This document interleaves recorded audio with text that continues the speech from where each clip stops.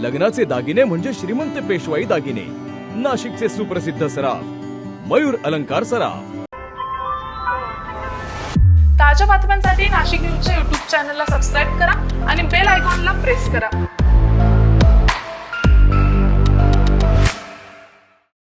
कुष्ठरोग हा शाप नाही तर एक उपचार योग्य आजार आहे। मायकोबॅक्टेरियम लॅप्रे जीवाणूमुळे होणारा हा जुनाट संसर्गजन्य रोग त्वचा, मज्जातंतू आणि नाकाच्या आतील त्वचेवर परिणाम करतो। सुन्नपणा, फिकट पॅचेस, बोटे वाकडी होणे किंवा नाक चोंदणे ही त्याची लक्षणे आहेत। संसर्ग झाल्यानंतर लक्षणे दिसायला 5 ते 20 वर्ष लागू शकतात, पण घाबरण्याचं कारण नाही। मल्टी ड्रग थेरपीने हा रोग पूर्णपणे बरा होऊ शकतो। म्हणूनच वेळेवर निदान करा, उपचार घ्या आणि जागरूकता पसरवा। सार्वजनिक आरोग्य विभाग, नाशिक महानगरपालिका द्वारे जनहितार्थ प्रसारित।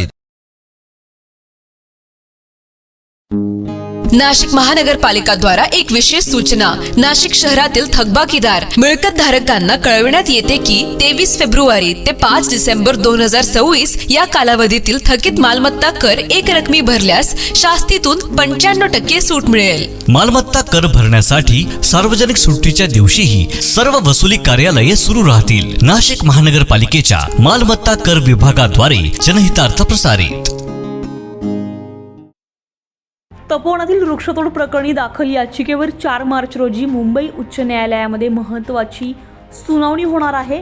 मनसेचे नाशिक शहर उपाध्यक्ष तथा याचिकाकर्ते ॲडव्होकेट नितीन पंडित यांनी ही याचिका दाखल केली आहे। न्यायालयानं नाशिक महानगरपालिका आणि वृक्ष प्राधिकरण विभागाला अंतरिम अर्जावर प्रतिज्ञापत्र सादर करण्याचे निर्देश दिलेले असून अन्यथा एकतर्फी सुनावणीची मागणी केली जाणार असल्याचा इशारा देण्यात आला आहे। तपोवन आणि साधुग्राम परिसरातील वृक्षतोडीच्या मुद्द्यावरून हे प्रकरण न्यायालयामध्ये पोहोचलेलं आहे। आगामी सिंहस्थ कुंभमेळ्याच्या पार्श्वभूमीवर साधुग्राम परिसरामध्ये काही प्रकल्प राबविण्याच्या हालचाली सुरू असल्याचा आरोप याचिकाकर्त्यांनी केलाय।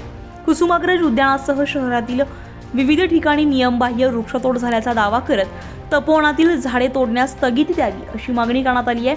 तसेच भारत मंडपम MIDC हब प्रकल्पास स्थगिती द्यावी किंवा तो रद्द करण्यात यावा अशी ही याचिकेमध्ये मागणी आहे।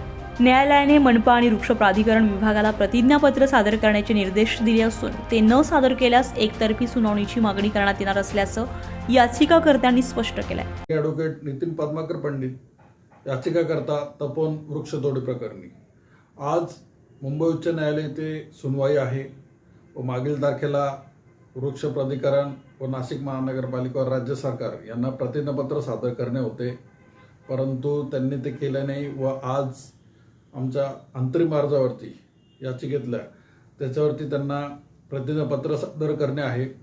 आणि त्याचबरोबर मान्य उच्च न्यायालय यांना आम्ही निदर्शनास आणून देणार आहे की गेल्या काही दिवसापासून कुसुमाग्रज उद्यान असेल, तपोवनमध्ये काही भाग असेल किंवा अशोका मार्ग अशा बऱ्याच ठिकाणी यांनी मोठ्या प्रमाणामध्ये वृक्षतोडी सुरू आहे।